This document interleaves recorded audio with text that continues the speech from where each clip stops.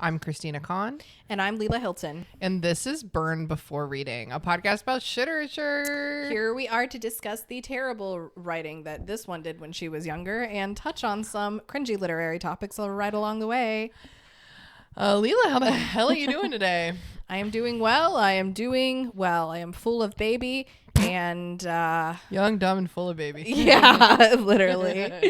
I'm feeling good. I just had my my 35-week checkup, which is like when I do have my final ultrasound. So before she makes her exit. So her debut. So yeah, it was good. And then now I have to go in every single week until she's born. You have to go every single week? Yes. Oh, even though it's your I final one? Yeah, I won't be doing an ultrasound. It'll just be me sitting down and them going, is your water broke? Hey, you have any bad headaches? You have any mucus? You have any blah, blah, blah, blah? Not the mucus. And I'm going to go, no. Okay. And then they're going to go, $100, please. Okay, great. Can't wait. Yep. Well, that's great. I'm in that point of summer where even I, the goddess of high summer, I'm very sick of being sweaty. Yes. And I'm declining plans that require me to be outside. And I have been to so many birthday parties this summer that are all outside. Yeah. Yeah. I think there's like a common misconception that this happens every summer in Richmond where we live. People think that as if at like around 5 to 7 that it's going to be cooler outside. No. It's not. I feel like it's almost the hottest part of the day. In August, nighttime isn't safe. No, nighttime's not safe. Yeah, it's bad. It's bad. So yeah, I'm just vibing inside, reading a lot of books. Yep, and I think we're both trying to be outside when we can, but yeah, you have to. Sticky. I look at like the hour by hour. I'm like, okay, on Thursday at 6 a.m. it'll be 67 degrees. So maybe if I wake up early enough, I'll go on a walk. Yeah, and then that day comes and you're like, what am I doing? I do that in the winter. In the winter, I get up and walk. I think I've mentioned this on Pop before for that good early morning sunlight, you know? Oh, yes. So it can be done. I just don't like to do it. I like my mornings to be slow. That's why I wake up early so I can read with my coffee and not go on a walk. And not have to just like hop into work mode. Yeah. Yeah, hell no. Catch me hopping into work mode at 10:30 at the earliest. Yeah, I feel you. So what's been cringing you out lately? Okay, this is really stupid. I'm ready to be stupefied. So I don't think this even exists. I think this is a thing I made up in my head. But you know that song Hot, Hot, Hot? Like, you feeling hot, hot, hot? Okay. Do. I have, it's stuck in my head, but I have a specific version of it stuck in my head that I think is not real. Okay. And it's a Jack Black cover of it. Oh. That sounds like him, though. That makes perfect sense. My will on fire, filled with desire, feeling hot, hot, hot. What to do on a night like this? Okay. I love that version. We should look for it. It's not real. I made it up. I totally know what you mean. Like, I feel like I do get spoofs stuck in my head. Well, okay, there's one I've had in my head for a while. Okay. I have these postcards, and they are like fake book covers. One of them is like, I took 7 drugs at once or something. Yeah. But there's this one, it has a beautiful woman on the cover, and the title of the book is She Smells Like Hot Dogs. And yeah, and I pass it like 20 times a day walking up and down my hallway, and I constantly have it stuck in my head to the tune of She Talks to Angels. I don't know. What song is that? That's like Pearl Jam or Creed, one of those. Okay. She smells like hot dogs. And you're like, this is a torture of my own invention. The boiled water. I put her in a bun. And won't that be some fun? She smells like hot dogs.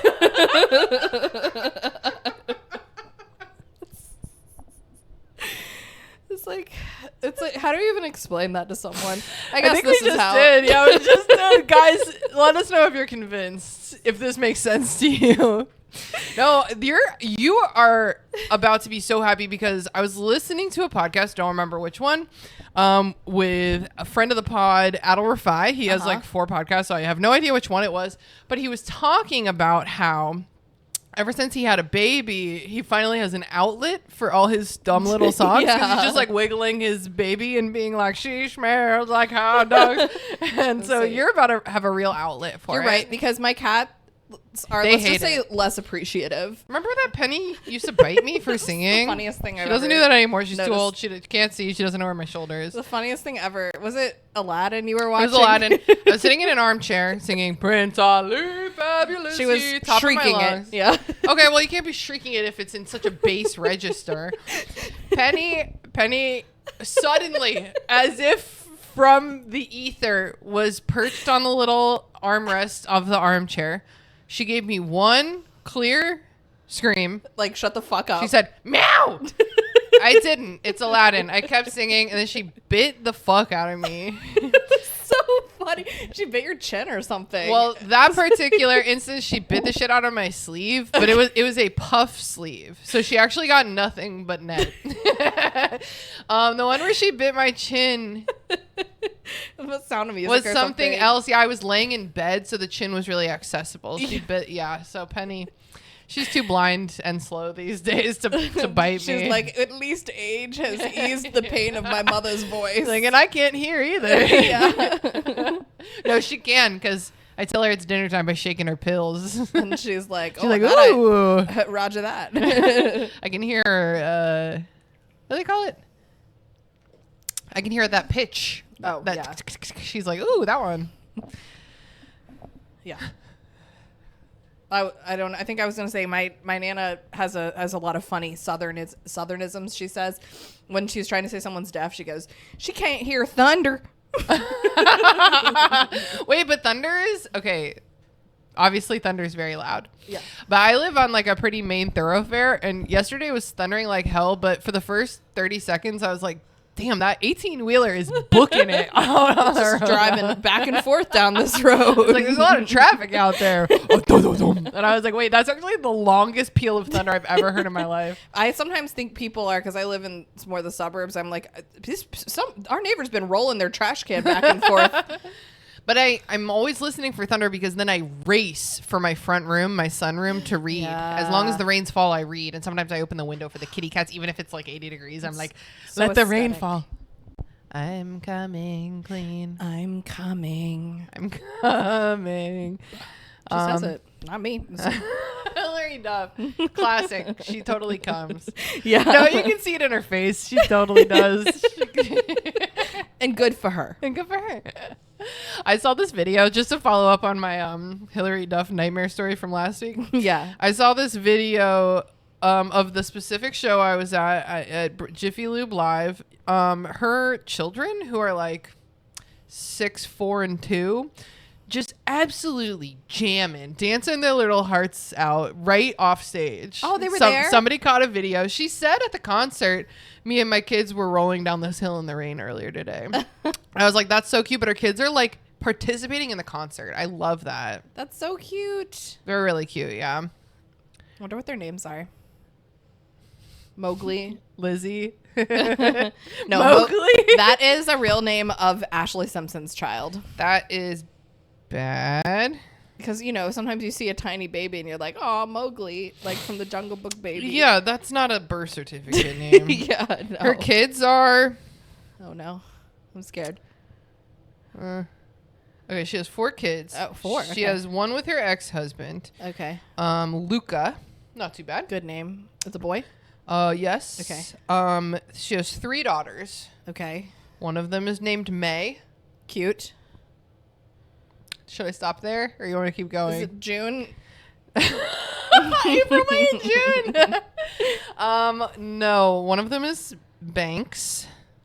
Okay, I have a nephew named Banks. It could be way worse. I hate it because banks are not my favorite Yeah, institution. it's kind of crazy. And her final daughter is named Towns. Town Bank. That's a real bank.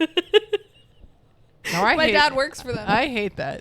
Yeah, that's not good. I hate that. It's not good. Towns. Not good. But May, very cute. May and Luca will give you a pass. Yeah. Yeah. Feeling a Luca warm about that one. Towns is the 2-year-old. Okay. Terrible Towns. Terrible Towns. I got confused. We just finished recording our bonus episode about Jaws, which came out last weekend, and I was like, a panic moment where I was like, "What's next? What's next?" And I looked at my screen, and I was like, "Jaws." We already did that. Oh no. What else? What else? You need to ask me what my cringe is. Oh yeah, what's been cringing you out these days? Nothing. No, I'm just kidding. No, I just wanted something that you and I have been talking about lately, which is the struggle of trying to update your resume and just feeling like I need to use AI to get ahead. Yeah. Feeling like people are using this tool that I'm not, and that's why my job situation is really rough.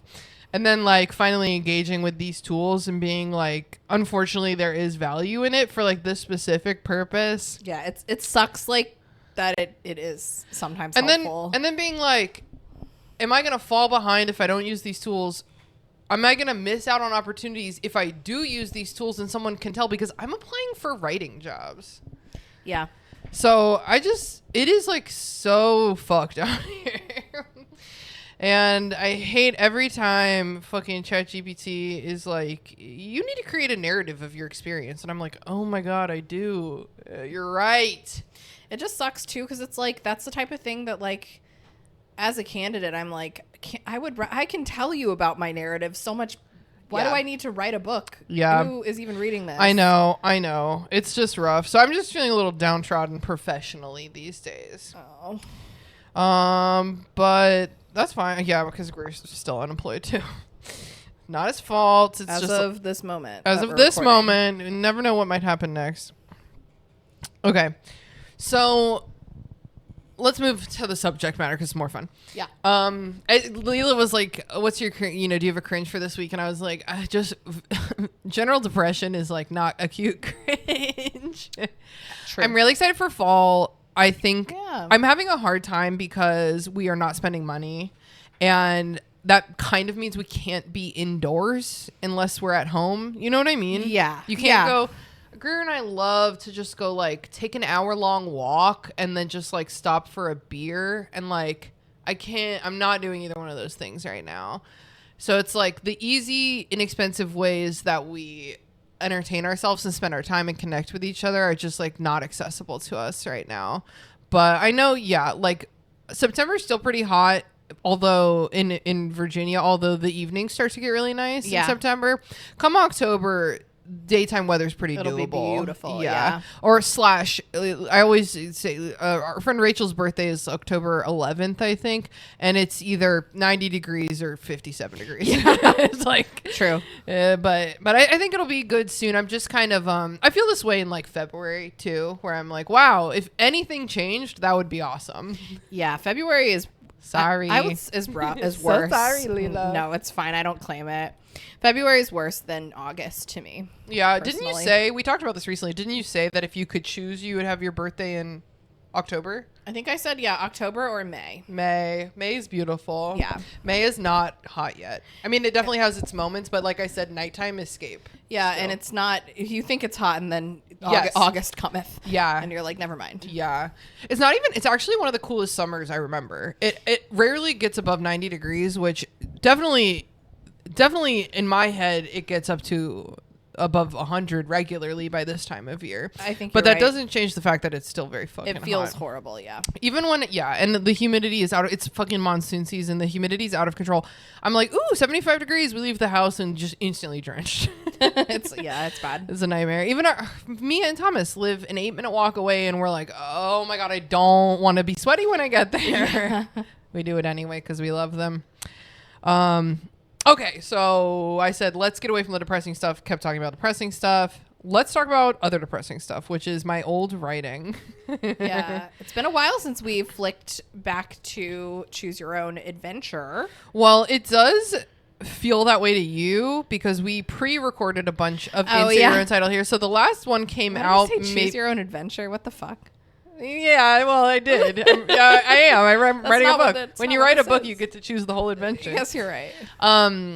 We recorded that probably 3 months ago at least. Yeah. But I think the last one came out maybe a month ago. Okay. And Insert Your Own Title here. So I'm having a problem. I texted you about this earlier today. You said we'll figure it out together, which is very nice and I think perhaps naive of you. Yeah, because we didn't. Here we are. I was reading forward and insert your own title here. I was like, I want to get some good stuff. I want to get some highlights. I want to make sure we're reading good stuff and not like 75 pages about how my grades are bad or whatever. Guys, they were bad. Okay. Like we don't need to talk about it. And I was like, have I read this before? This seems familiar to me. And I could not remember if we had recorded an episode about it already that I can't find, or if I had just already read ahead before. Yeah. And here's the trick. Here's the thing that's really tripping me up. When we recorded, this will be our 7th installment of Insert Your Own Title here. When we recorded the 6th installment, I accidentally labeled the file number 7. No. So I'm like, was there ever a number 7? My memory has no idea. Okay. So I think that we're just going to, I think I read through it. I think that I skipped through a bunch of boring stuff. Okay. I listened to Insert Your Own Title here 6 Okay. to remind me. I think we're good. I think I got it. All right. So what's the last thing did you listen to the 5 and 6 when they came out? I definitely didn't listen to 6. Okay. The last thing I can remember is, may not be the last thing we talked about, but the last thing I can remember is Melissa and Ethan laying on I knew the you would grass, remember this part because it's and he says something beautiful. profound. He about says, the stars. "Look at the beautiful stars," and then he says, "Can you feel your ass? Because I can't feel mine." That's I think kind of like the last moment I remember. Okay, Did we read past that? I don't know. Okay. So like, here's what happens. So you remember Isabel is the one who's moving away. Yes. Because she has a stalker, basically. Right. And her family keeps moving because of the stalker, and nobody can stop the stalker, I guess. Yeah, he can't be stopped. Can be stalked, can't be stopped. Right. They have a going away party for Isabel. I think we didn't cover that. The last party Okay. These chairs are really Rude. squeaky. The last thing I remember was the New Year's party. Okay, so I skipped some stuff, and I think that's for the best. Because here's the thing, like, a lot of the value that I placed in this book when I was 15 or 14, whenever I was writing it, was because these characters were real friends that were beloved to me. And I was like, I need to convey our nuances. I need to convey every detail of what's happening to us. I need the readers to know that Mallory got a D in band and it really fucked her up. I need the characters to know that Alex is bringing in a new girl, his old girlfriend, but in the flashbacks, he has a different girlfriend.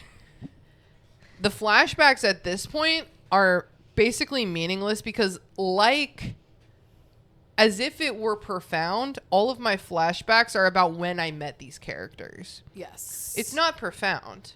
But it was profound to you. It was profound to me because these people were beloved to me. Yeah. Yes. So we can skip a lot of that. It's literally like in English class, I walked in and there was a girl that was like, "Hey, I'm Isabel." Although I think I did leave some of that in because it works for what we're reading today. Yeah. Okay. So they've had a going away party for Isabel. Everyone knows she's leaving now. It was a secret at first. Okay. Isabel's family is staying at Melissa's house for like a weekend before they're allowed to move into their new house. Okay. So we're starting at the end of Isabel's going away party. Okay. They've had a going away party. All the boys leave, and the girls are having a sleepover. And it's not gay. I'm just gonna say right now, the gay was very repressed at this point. It is not gay. Got it. Okay. Super straight. Yes. So I'm gonna start reading, then I'll flip it over to you. Actually, it will be easier with only one drink on the table. Okay. Brittany, Isabel, and I go crash onto the floor of my room. Now, do you remember who Brittany is? They're all The anorexic one? Isabel's anorexic. Isabel has a history of bulimia, but is not buliming currently. Okay.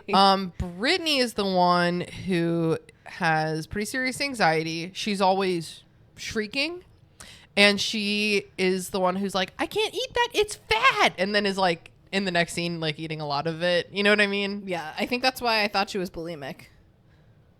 I don't know. Everyone was light anorexic in 2004. Okay. Dude, my cringe. I just thought of a better cringe. What? My mom and her friends, her book club, are for funsies doing a fucking elimination diet. For funsies. What does that mean? An elimination diet is what you do when you're having a horrible reaction to something you're eating and you don't know what it is. But that's not what's happening. They just want They're doing it for funsies. Maybe one of them needs it, but I was like, so I asked my mom, I was like, so why are you doing this? Is it mostly for like the social aspect? Because it's her book club. It's her only local friends. And she was like, yeah, the social aspect, and I really want to get a hold on my drinking. And I was like, okay, well, those are good reasons.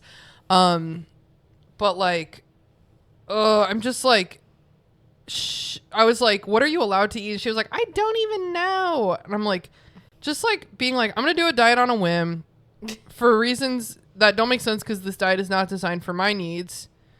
And I don't even know what I'm allowed to. It's just feels like that's not the same thing as I want to cut back on drinking. I wish you just can cut back on drinking. Yeah. It's not necessarily that's that not even hard. A diet. I mean, it's not necessarily that easy to just cut back on drinking. But like, if you and all your friends said, let's cut back on drinking, it becomes a lot easier. Yeah. Anyway, that's very that odd. should have been my real cringe. I talked to her for a long time about it. I was like, she's like, I feel kind of faint. I was like, well, maybe it's like the keto flu, you know, if you're not putting anything into your body. She's like, I'm just standing here at the refrigerator. I'm like, Mom, take a walk. I would, but I don't feel good. So that's pretty cringe. I talk to her about it. I try to be, you know, I don't want her to feel like she can't talk to me about it, but I was like, it's tough. We must stop the mothers from dieting. That's how I feel about my mom and her Ozempic. Yeah. journey. I know. I accidentally made the mistake of telling my mom what GLP-1s were recently, and I'm hoping that she just lost it. I'm hoping it did not get stored in long-term storage. Anyway, but my mom is chubbier than your mom, but she's not that chubby. No, it doesn't matter. Okay, I'm gonna start reading now. I'm ready. Brittany, Isabel, and I go crash on the floor of my room. We brush our teeth, and Brittany goes through what she calls her beauty ritual, which she does every night. I can't see how she can stand it. Okay, that is a 14-year-old. Can you imagine what I would look like if I didn't do my skincare? Yeah. But that's I don't feel like what beauty ritual, what was it like, proactive? Like, remember how there was like 7 steps to that? Yeah. I just think that like starting skincare in your teenage years is like not bad. I think that's great. Fine. I think that's great. Great habits. As long as you're not doing it to like be beautiful and you're doing it to like care for your skin, you know? Yeah. We spread out our sleeping bags on the floor. We used to all sleep in my queen size bed, but soon discovered that Brittany kicks in her sleep and Isabel gets a little convulsiony when she has her nightmares. Tina Belcher. This is where I thrash. I did used to often have sleepovers where there would be like 4 girls in my queen size bed, and it wasn't gay. We immediately lock into giggly, punchy girls mode. Oh my God. A mode that I do not get into often because, as you might remember, I'm not like the other girls, guys. What's this music? Isabel asks me, gesturing vaguely toward my computer. Kansas. Kansas, Brittany cries. My mother keeps getting phone calls from someone she doesn't know who, and the caller ID always says it's from Kansas. The whole state, Kansas, is practically stalking my mom. It's too soon for stalking. Too soon for stalking. Isabel and I exchange glances and then burst out laughing. Brittany, Isabel giggles. What happens when you take your sleeping pills and then you don't let yourself fall asleep? Brittany says, I get loopy. Yeah, I laugh. We can tell. This used to be a thing that my friends and I would get like... It was like before we were brave enough to drink, we would get like so tired we'd be punch drunk. Sure, yeah. Or like I specifically remember my ex-boyfriend Matt Hole would drink a lot of NyQuil and confess things to me. By that time we were like 17. I was like, you could just drink now. Oh my God. There was this guy at my college who was kind of creepy, and so it came out that he used to like to drink NyQuil because it made him really horny, and I think that rumor might have almost ruined his life. I don't know What? why. That was so embarrassing. That's really silly. We all used to like post pictures of NyQuil on our Facebook as inside jokes. Oh my God, kids are so mean and funny. I know. Oh, I forgot to put this in print mode so we can tell when we've read a page. Ooh, good idea. Print layout. Oh my God, it took me to the beginning of the document. It's okay. I highlighted. I've learned to highlight the section we're reading so it can be easily found again. Okay. Oh, okay.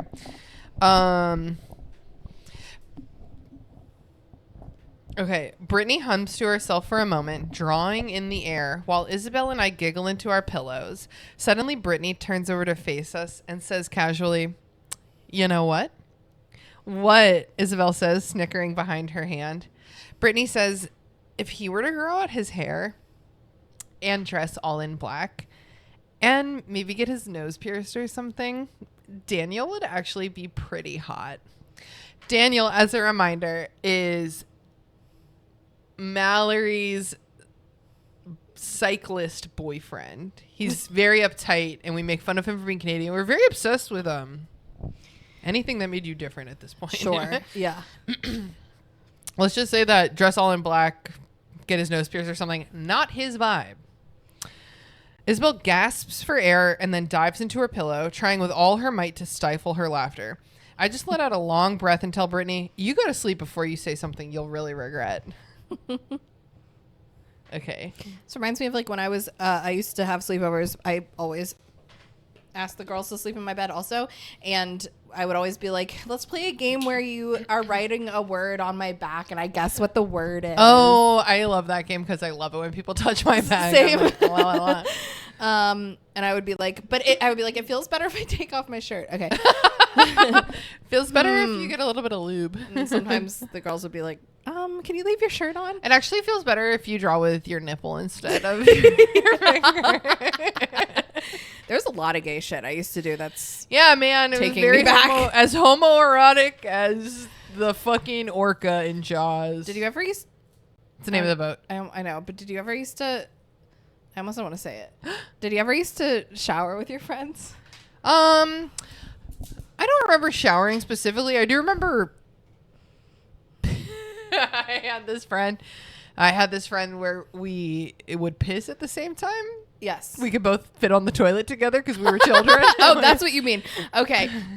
I had friends who like, if I was like shitting or peeing, we would stay in the bathroom with each other and talk like it was a club. Yeah. You know? Yes, for sure. That's been kind of always in my life. Yeah. Girls, we're very intimate.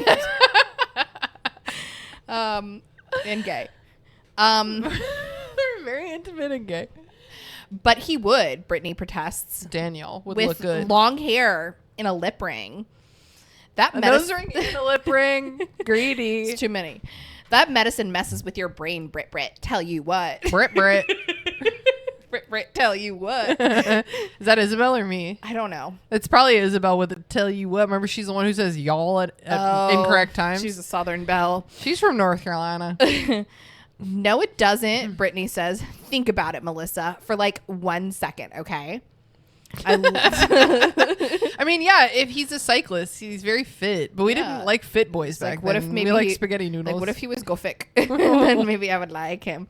What if he was like maybe even a completely different person? Then like he would be actually like really hot. I lower my face back onto the carpet and close my eyes. Do you remember? We were in bed. No, they got sleeping bags. Do you remember way earlier in this book? It's like a flashback, and I'm like mad at my dad or whatever, and I'm like rubbing my face into the carpet. Yes, I guess that used to be like a thing for me. I don't really remember that. It must have been like comforting. Hopefully, it wasn't like a rough. Maybe it was rough. I don't know. Probably not. It was a really nice house. Isabel is still giggling as if she'll never be able to stop. I love that feeling. When things are so funny that you just like, honestly, I've had that happen to me naturally. Also, shrooms really get me that way. Do you know that like that audio that's like that viral audio that's like when you're giggling with your friends and your husband or something comes in or your mom comes in and goes, "It is 2:00 in the fucking morning." Yes. Oh my god. Just let them giggle. Oh my god. Who cares? It's like my mom definitely had come into my room at 2:00 in the morning, and she's like, "What is happening?" And we're like, "We're rearranging the furniture for feng shui." We're just giggling. We're taking. My friends and I were always taking like arty pictures of each other. Yeah, just like 4 a.m. sleep. Full face of makeup, fairy wings, in the shower, doing emo poses. Just like, what are you doing? Okay, Daniel. He's tall and muscular, very Canadian. What does that mean? Lumberjacky? Maybe. With spiky, dirty blonde hair and big blue eyes. He dresses like his mother still picks out his clothes for him. He was 14. Which she does. And he acts like a dingbat mama's boy.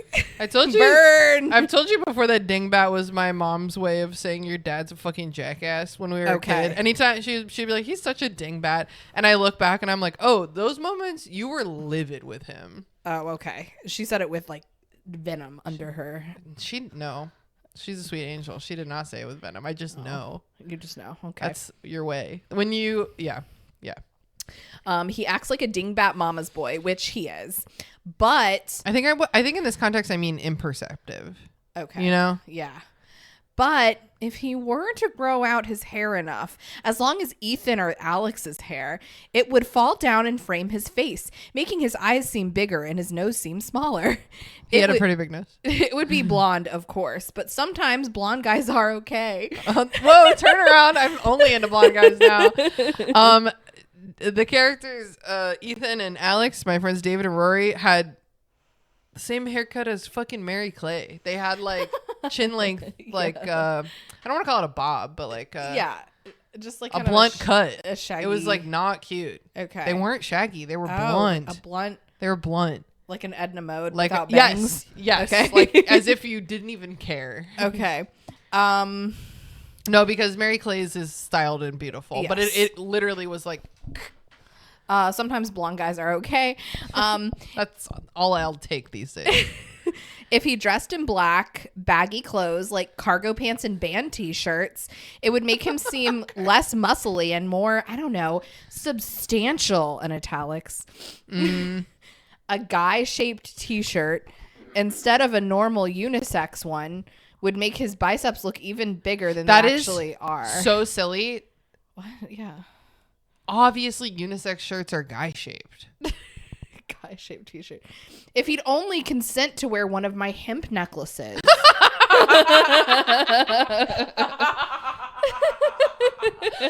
Oh, not the hemp necklaces. Shit. Damn those sleeping pills. If only Brittany weren't an insomniac along with all her other problems. I sit up and glare at Brittany. Why are you mad? Who is playing with a feathery pen from off my floor. Damn it, Brit, you're right. Right about what? I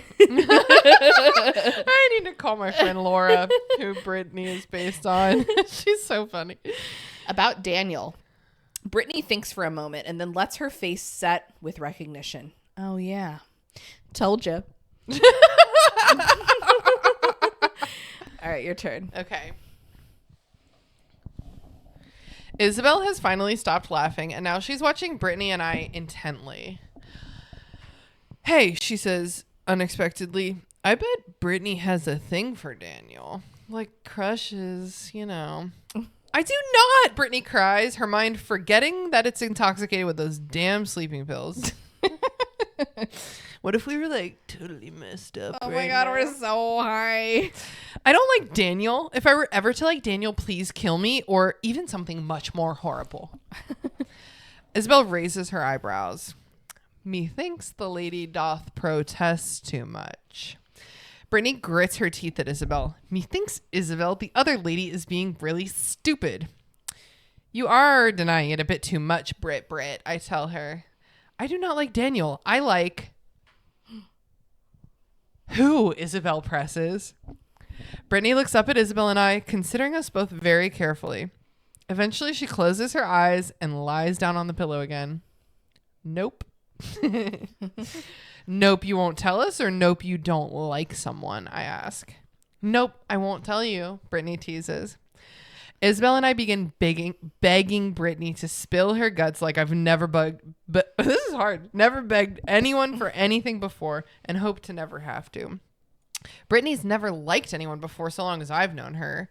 Her entire love life has been thrown off by her little fling with Hippie. Oh, yes. Hippie. Yes, Brittany and Hippie dated. Okay. And I hadn't expected her to let herself have a crush on someone, not while she's so unstable. Spoiler alert. Still unstable to this very day. It's one of my favorite things about her. You know, some friendships, one of you is the wind and the other one is the rock. Okay, yeah. And beautiful. I'm her rock and she's my wind. It's nice to be able to be someone's rock, you know? Because you know you're someone else's wind. Oh my God, I'm totally Greer's wind. Yeah.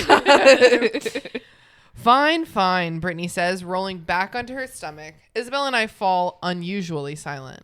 I'll tell you guys who I like if you promise on our very friendship that you will not tell this guy how I feel.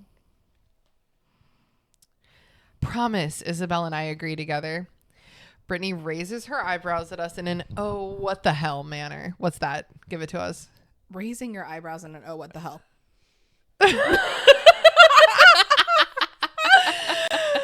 If you're not watching on YouTube, you have no idea how funny that was. And says with flushed cheeks, I have feelings for Alex. Poignant. Mic drop. Section break. Oh my God. Section break. Okay, so then like the whole next part is a flashback to when I met Brittany. Okay. I don't think it matters. I met her in art class and Great. I didn't even read the whole section, but it says, I leaned over the table and asked Brittany politely, do you like art, Brittany? Brittany looked up at me again, sending a little shiver down my spine and uttered, I live art. Okay.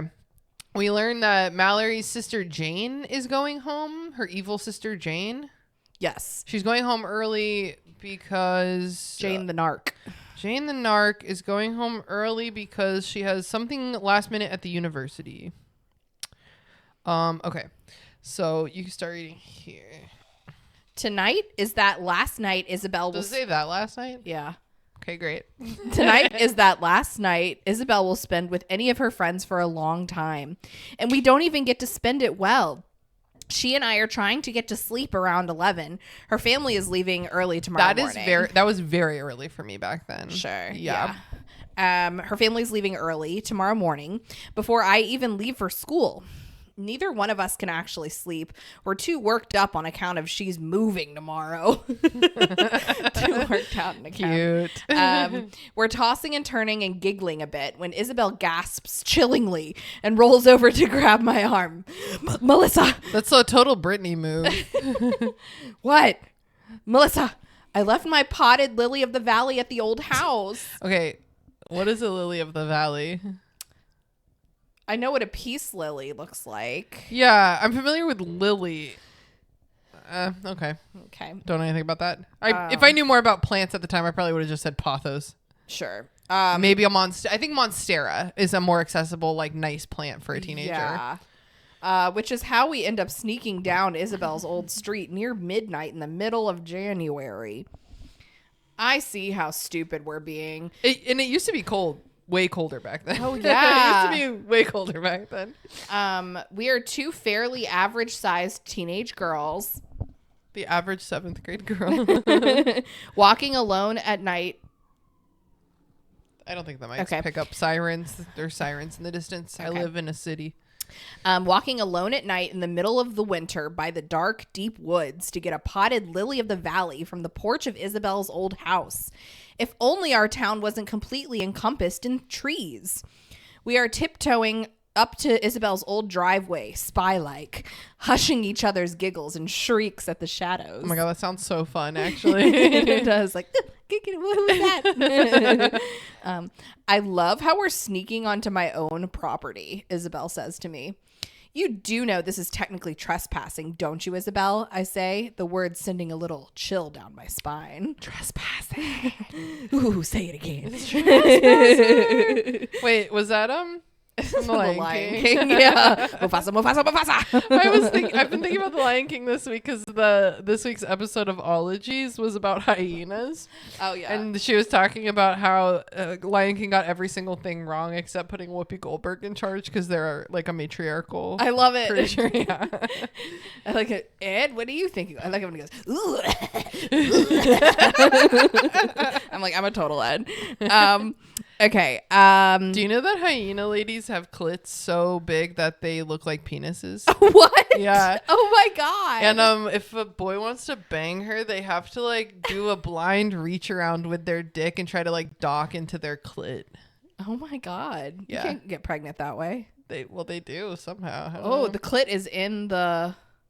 Okay. Yeah. It's in the right place. Yeah. You know what? It's Good all, for her. I think maybe it's like all in that hole. Yeah, and good for her. And good for her. It must be nice.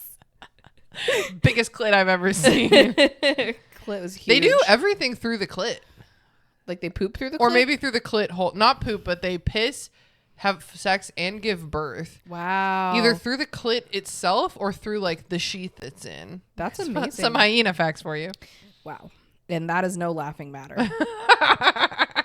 Don't laugh at that. That's stupid. Just cringed me out. Okay. Okay.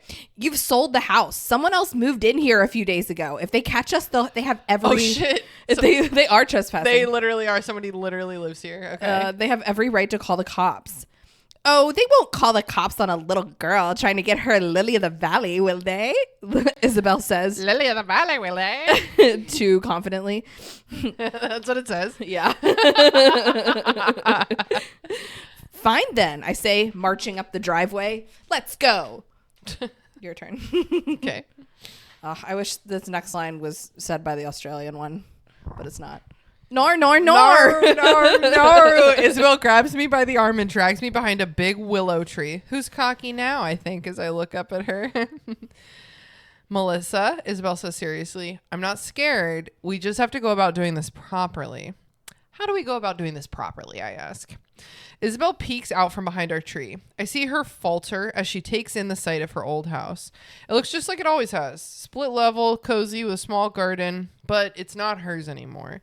There's a big U-Haul in the driveway, and the front porch is empty compared to the sloppy mess of furniture and books that Mrs. Cassidy had kept there. The entire house is dark except for the kitchen, where I can see the new occupants laughing and drinking at the table. Isabel? Here's what we do, Isabel said forcedly, as if we've been talking about this for an hour. She takes me by the arm and half drags me a few yards over to her old next-door neighbor's driveway. I ask her what the hell she's doing. Getting my Lily of the Valley. Together we sneak up the driveway, right between the neighbor's house and Isabel's old driveway. What will the neighbors do if they see us? They know me, Isabel says. They'll just go to one another. Hun, there's that crazy Isabel Cassidy again. Wonder what she's doing on our property. What if they like shoot you or something? They won't shoot me for sneaking onto my own property, Melissa. Isabel and I hide behind a big oak tree in the woods behind her old house, and I wait while she decides how we should go about this properly.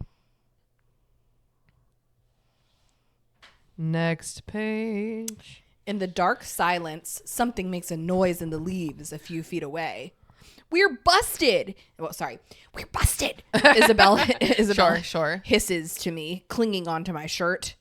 We both look down at where the noise came from and wait a moment until a single tabby cat appears from behind a bush. Classic. The classic cat fake out. I push Isabel away from me and I roll my eyes as the cat darts back into the neighbor's yard. Sorry, she whispers. Girls. So silly. Here's an idea, I say. Why don't you just walk up to the porch, grab the pot? It's on the porch. Dude, I did not have plants. I know. I was like, there's no way they're breaking into the house. I think this Lily is going to be on a January porch. Yeah. Oh, okay. Grab the pot. What if they do this whole thing and then it's just dead? It's dead. And then come back here and then we'll leave the way we came. Isabel furrows her brow a minute, thinking, and then says, that might be a good idea. What other idea is there? Okay. Of course it is. Without any more. Of course it is. And now who's cocky, Melissa? Without any warning, Isabel darts out from behind our tree, runs over to the porch, and scoops up a big pot. Grinning, she marches back over to me, heaving the pot up under her right arm. I take it from her, and we strut down the neighbor's driveway. Isabel is proud of herself, I can tell. Way to be illegal, Bella. Isabel. Oh. Bella. Okay. This was before Twilight came out. Got it. I forgot that that's a nickname for Isabel. I probably, maybe just Belle. I don't know. Way to be illegal, Bella. Way to be illegal. But didn't you get a thrill down your spine when she said trespassing? I glance down into the pot. What the hell? I say. There's nothing but a bunch of dead leaves in here, Isabel. Oh my God, I was right. It's dead. It's dead. It's dormant, Isabel explains as we turn onto the street. Okay, maybe I did know a lot about lilies of the valley. I don't know, guys. I don't know anything about them now. And then you say, it's a perennial. I just learned this yesterday, and I'm like, I gotta get that down in my book so people know. I know about lilies of the valley. It doesn't bloom until the spring and summer. I promise, though, it's so pretty when it does bloom. It's worth it. You can't keep that outside. There's no way. And then he jumps out at us. At first, I think Gabriel or someone has followed us and is trying to scare us. I mean, he couldn't be here. Not now. However, Gabriel isn't quite as tall as me yet, and this guy could quite possibly be nearly twice my height and at least twice as thick. He's 10 feet tall? And twice as thick, she says. Maybe that. But I can tell it's not Gabriel even before I take a second look at the figure. I can feel it in the way my brain automatically sends a rush of adrenaline through my body, a chill running down my spine. I look over to Isabel and raise my eyebrows, but she is unable to look away from the shadow of a figure in the dark. He is still a few yards away from us, but Isabel won't move. My breasts are beveling. I'm so scared. I know. I grab her arm and hiss in her ear, Bella, come on! She doesn't move. Isabel, run! Okay. Oh no, this is gonna be scary. Okay, your turn. Oh my God. Oh fuck. Okay. Oh my God. What you said, Isabel, run? Yeah. Okay. He takes a few steps towards us, and Isabel remains frozen. Hello, Izzy, he coos. Please. Isabel lets out a little whimper and grabs my hand. He is only a few yards from us now, and the moonlight sends shadows across his face, making his eyes look gaunt and brooding, and exaggerating his wild smirk of a grin. Shit. This guy is bigger than Isabel had ever let on. There is absolutely no way even both of us could take him. We might be able to outrun him, just maybe.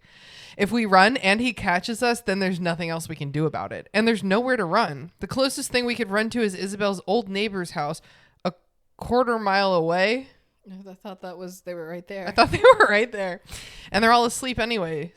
One bad thing about our town, I mean, if you're in a situation like this, you go to your own house. Like, the people that moved into her house are awake. Yeah. You go there. You knock on the door. You say, we are children. We are in danger. Please let us in. Yeah. Okay. All of the houses are really far apart with nothing but woods separating them. This is like what it was like where I grew up. We could run into the woods and try to hide, but he'd only wait for us to come out again or follow us in there. I would not run into the woods. It's hard to be discreet with dead leaves and snow crunching underneath your feet. Besides, Isabel is terrified of the woods at night, and rightfully so, I think, as I realized that he'd been lurking in the woods waiting for us. I'm having waves of chills. Oh my God. He probably thinks that Isabel still lives in her old house. He doesn't know she's moving. That is a very, very good thing. Although he could just look in the window and be like, that's not her. Yeah. Oh my God. Okay. Oh my God. This is scary. That's just what a plot twist. Okay. I skimmed ahead and I was like, ooh, action. We're reading that. All at once, he lunges at Isabel and grabs her around the waist. Her move it instinct kicks in because she begins flailing and fighting against him with all of her might. Okay. I set the stupid lily of the valley on the ground. God damn you. It's dormant. It's not even pretty right now. I grab him from behind. He barely notices that I'm there, clawing at him desperately. Without thinking, I jump onto his back and grab hold on his neck. I just want to say this is why women travel in packs. Yeah. If there was 5 of them, he would never have approached. He would never survive. We would kill him. Yeah. His claws. Reflexively, he let go of Isabel and she falls to the ground. She lies there in a crumpled heap and I yell, "Run, Isabel! Run the hell away!" Isabel looks at me, eyes wide and unmoving again. She's hurt, fight, flight, or freeze. She's freezing. Oh no. I roll my eyes and jab my fingers into his eye sockets. Woo! Like Dad has always instructed me to if a bad guy tries to grab me. Dad would never. but okay. And then I let go and kneel down to Isabel. I can hear him cursing like a sailor as he rubs his eyes furiously. I pull at Isabel's jacket and stand up. "Let's go, Bella." She doesn't move. Fuck. "Please, Isabel," I beg, almost crying. "Come on right now. We have to go. You have to move." Isabel stands up and staggers back a few steps. Completely recovered, he runs over and grabs her again around the waist. "You're getting skinnier and skinnier, Izzy," he says. His voice is soft and raspy, but horrible, like sandpaper. "I hate skinny girls. I told you to gain some weight, didn't I? Didn't I?" When Isabel doesn't answer, he laughs to himself. Like seeing Isabel stricken with terror is some sort of amusement to him. It occurs to me that he's probably enjoying this very much. He says, both to himself and to Isabel and I, answering his own question, "Yes, I did." Oh my God, it's her stalker. I just realized.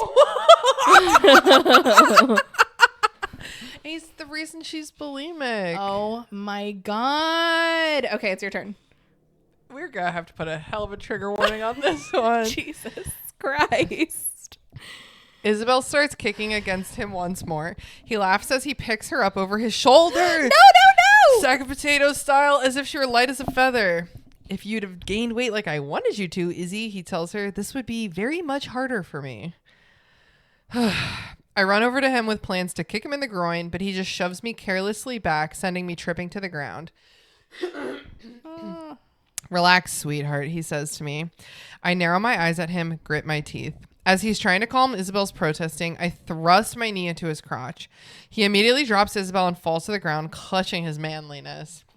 "Little bitch," he cries at me. That's probably the most realistic dialogue in the whole thing. Yeah. Yeah, whatever, I say. You know what? She's very who gives a shit, but right now I love that as a comeback. Yeah, whatever, man. I pull Isabel to her feet. He makes a move to get up, but Isabel whips around, grabs the lily of the valley pot and drops it onto his head. Woo! He doesn't move for a few moments, and I reach over and move some dirt from his face with the toe of my sneaker. He's breathing, but undeniably unconscious. I turn to Isabel. Nice. She doesn't speak. She stands staring at him, emotionless. "Come on, Bella," I say. "We really, really need to get the hell out of here right now." I pull her by the arm, but she won't budge. Oh my God. "Isabel, in a few minutes he'll wake up again, super pissed, and we don't want to be standing here when that happens, do we?" Isabel shakes her head silently, glances sadly at her destroyed lily of the valley. That's the saddest part. No, it's not. It's still sad. And then turns with me as we run back to my house. Once we're safely in my bedroom with the house alarm set and all the doors locked, Isabel makes me a promise not to tell anyone. "What?" I say. "Not tell anyone. Isabel, we were almost just kidnapped or raped or whatever he was going to do. Or whatever.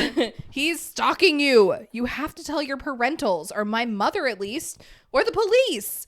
A few tears stream down Isabel's cheeks, and she buries her face in my pillows.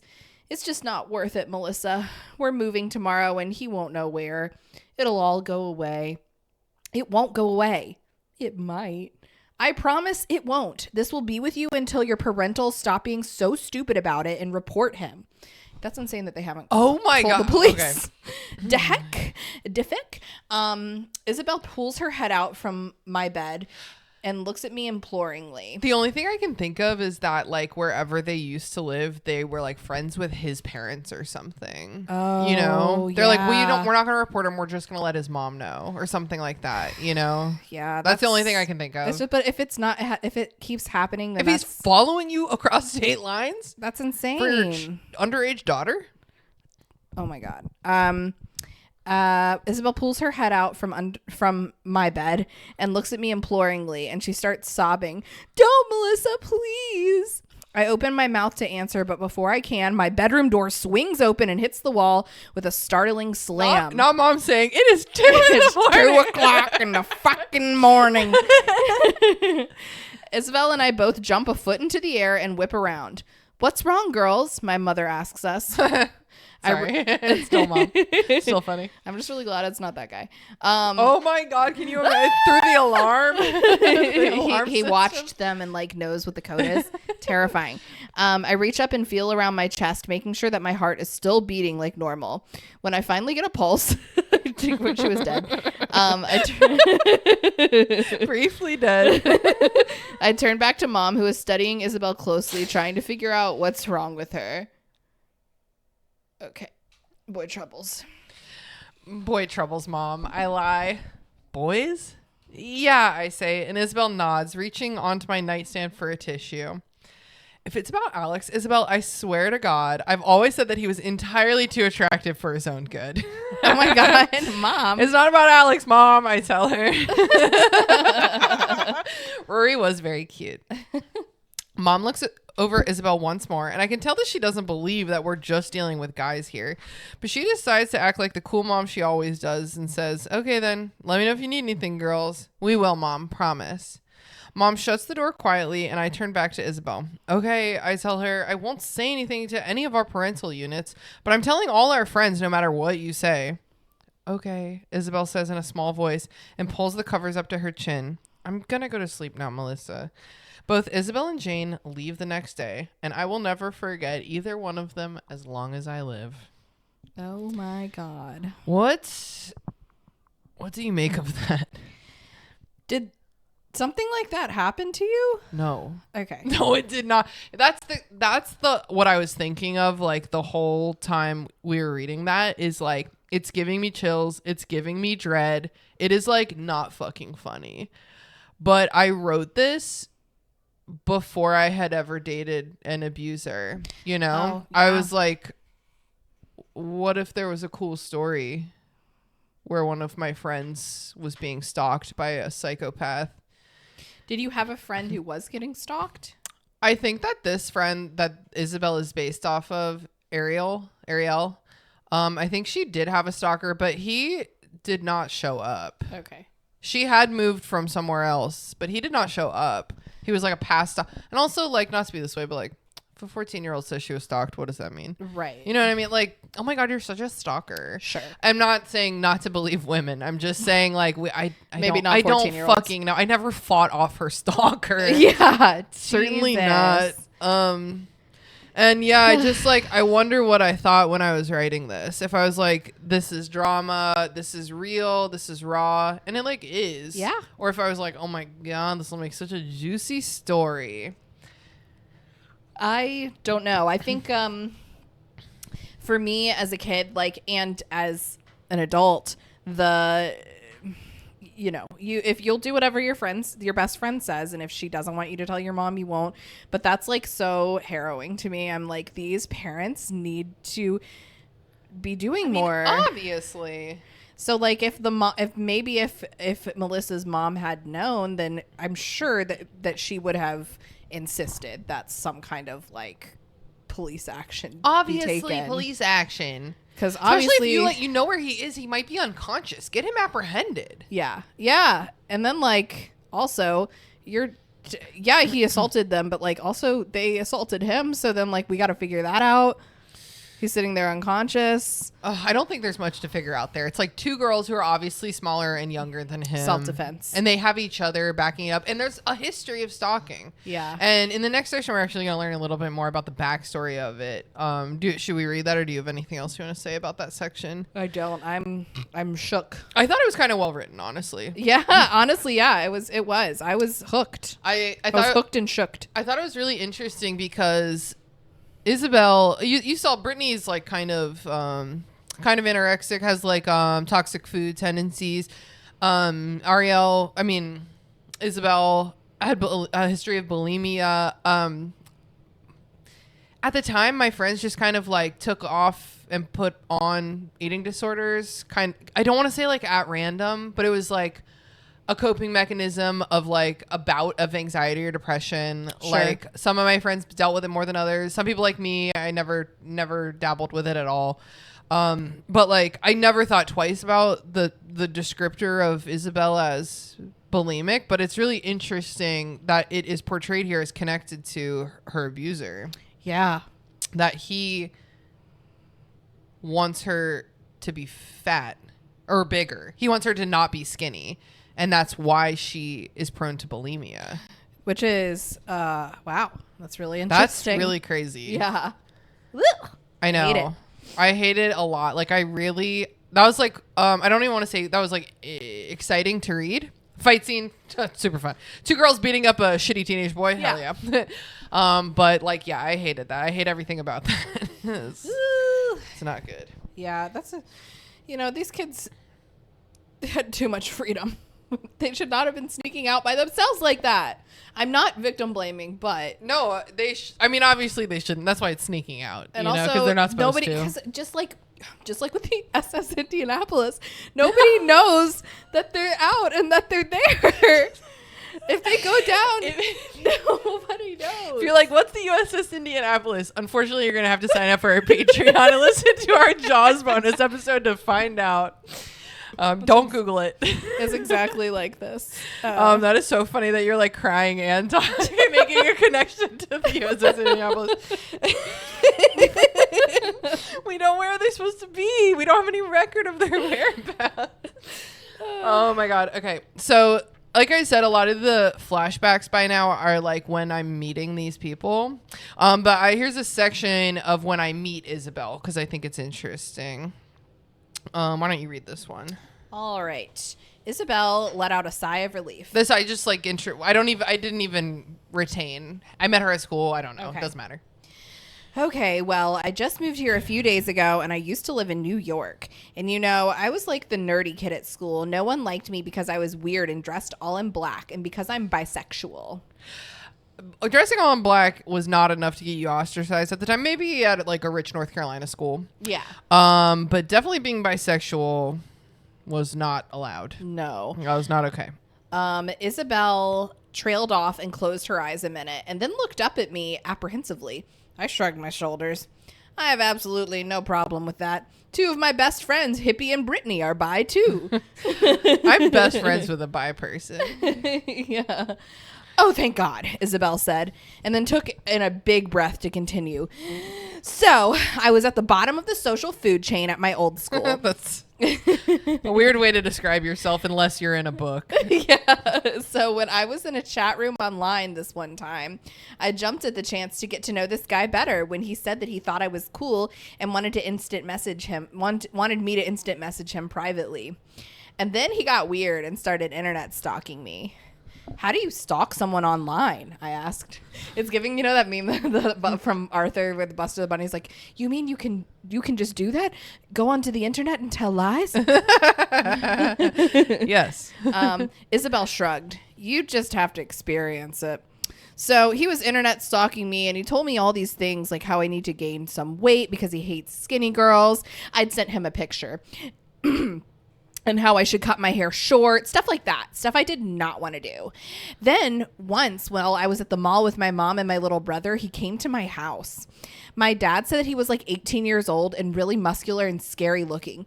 So he told him not to come around anymore. But after that, I kept seeing him at school and around the supermarket. Where's Chris Hansen when you need him? Oh my God. So my parents just packed up and moved. Okay, sorry.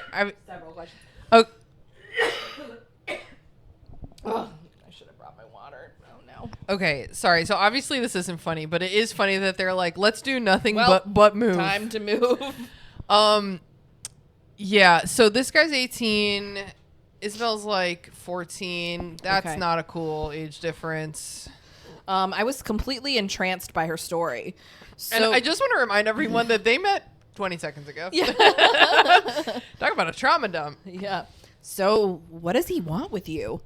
He wants me with me. Stupid. That's the way you phrase something that when you're being goofy, not when you're talking about your stalker. I raised my eyebrows. He wants you with you. Why are we doing this? Isabel made a meaningful look at me like this. He gave me one of these. And then I got it. Oh. Okay then. Oh. Yeah, Isabel said. Let's be friends, okay, Isabel? Isabel grinned and nodded. Yeah, I'd like that. And the chipmunk looking boy too. He can be oh wait, no. And the chipmunk looking boy too. Cute. That's Ethan. You think that's enough for the day? Yeah. We got that's by far the most action we've gotten. For sure, yeah. So far. Yeah, this is kind of crazy. Wow. So, yeah, what do you think about that section? Okay, and it's so funny because I'm like, Brittany's like, and by the way, I have a crush on Alex. Mic drop. And then it's like, also we're going to physically fight your stalker. So it's kind of burying the lead there on the drama. Do you think, I mean, this is the first time, has there been any other, I mean, other than her just mentioning they have to move again because the stalker, has there been any other like backstory I don't until think now? So. That would have been good. It's just like a general dread, just like, Okay. were you dreaming General about dread. him? Always Yeah. italicized. Yes. So, wow. Really felt like it came out of left field. He came out of the woods. Came out of left woods. he came out of left Scary. It's like freezing outside in the middle of the night, and no one knows they're there, and it's very scary. Dude, yeah, like imagine it. Sorry if this is too much, but you heard the warning we're about to record to put at the beginning of this episode. Yeah. Imagine it. You're like wearing not enough coats because you're 15. And an idiot, yeah. Your tips of your fingers, your face, absolutely numb. Feet, you're rocking your Vans, probably totally numb. Or your etnies. Oh, Atney's, Or yeah. your Chucks. Chucks? Forget No, about it. Numb. It's like one piece of thin fabric. Oh, numb. And then you are shocked so much, like now you're numb from like the inside. Yeah. And then you have to like fight this guy who's twice your size, lest ye or your best friend ... Yeah, be killed or assaulted or something. I mean, it might actually be better if you're trying to like hit and stuff. It's probably better to be numb. I mean, for someone inexperienced, yeah. you're just like, I'm just gonna slap the shit out of you, and I'm not gonna feel it. I think that a guy coming for my friend would give me more confidence to It fight would give him you off. what do you call it, like mom adrenaline? Yes. You could lift the car off your baby or whatever. I got a really pointy elbow. I would give him one of these. That's right in his gut level. Yeah. Do you think they did a good job fighting him? I do. I think they did the best that they could. Do you think he was kind of like a caricature of like an evil, of like a stalker? Yeah, he was like 10 foot tall. He's like, he was 10 foot. Well, I was 5'9" at the time, so he was Double my height. At least 11 feet tall. Twice my. But if I were a better writer, that would be like I'm how sure- it feels. I was gonna say, you I'm know? sure that's what it felt like. Just this huge looming slender man of a They were also stalker. skinny, although it says he was muscular. That was unusual back then. Yeah, all the boys were you guys skinny. hated muscular boys back then. So Ew. Blech. So I mean, Body he sounds weight. hideous. No. Tall, dark, and handsome. Now I want forearm muscles and a beer gut. That's what I want. Yeah. And boy, howdy, have I found it. You know, for me, I feel like just a nice guy. Does Jason have like arm muscles? Yeah, he does. Because boys just They're very do. nice. Yeah, he does nothing. I mean, that's not He true. gardens. He gardens and he gardens. These are my gardening muscles. He gardens baby. and he does like lift heavy things at Lowe's now. So there's that. Yeah, but that's very recent. Yeah. He's tip tap typing on his keyboard, and he's got the buffest forearms Like, I've what are we ever doing seen. here? Sometimes I just like grab them, and I'm like, Heavy breathing. Do you think they get jacked forearms from jorking it? no, because they're both jacked, both sides of his arms. Oh yeah. Okay. Although I wouldn't put it past him to be a verse. Or do like the thing where what is it called, the stranger? The strange. That's where you like benumb your hand or whatever. Yeah. So silly. Stupid. I do want to go, even though like obviously the drama of this section was the stalker, I do want to go back to Brittany like proclaiming that she has a crush on Alex. Okay. Because I definitely remember this like being the way at the time of like, we're all just friends, or maybe like not even friends, because someone like this character, Daniel, my friend's boyfriend, he did not hang out with us. Yeah. So like anyone that just is around you and you just like one day you're like, I have a crush on you now. And it's like, Yeah. it usually comes from very little.